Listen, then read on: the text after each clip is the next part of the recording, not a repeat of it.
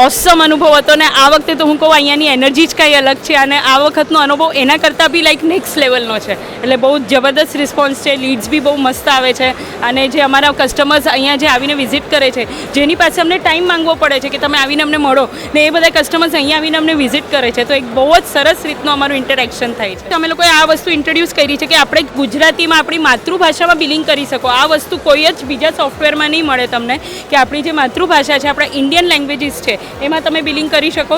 Because આપણો જે hotel છે કે આપણી રેસ્ટોરન્ટ છે, યા તો આપણું આઈસ્ક્રીમ શોપ છે, આપણને તો ઇંગ્લિશ આવડતું હોય પણ આપણે જે સ્ટાફ ત્યાં કામ કરે છે એ લોકોને નથી આવડતું, તો તમે હિન્દી, મરાઠી, ગુજરાતી ગમે એ આપણા બધા જ ઇન્ડિયન લેંગ્વેજમાં તમે બિલિંગ કરી શકો છો. તો આ વસ્તુ અમે નવી ઇન્ટ્રોડ્યુસ કરી છે અને આ વસ્તુનો ખૂબ જ સારો રિસ્પોન્સ મળી રહ્યો છે. और यही बात को हम हिंदी में भी बोल देंगे कि आप अपनी लैंग्वेज को अपनों से कनेक्ट करने के लिए खाद्य और खुराक में आना ही चाहिए. आना ही चाहिए, डेफिनेटली आना चाहिए. सभी जितने भी फूड एंटरप्रेन्योर्स हैं सभी को खाद्य खुराक में आना ही चाहिए और अगर आप नहीं आ रहे हो तो आप बहुत बड़ी चीज़ मिस कर रहे हो.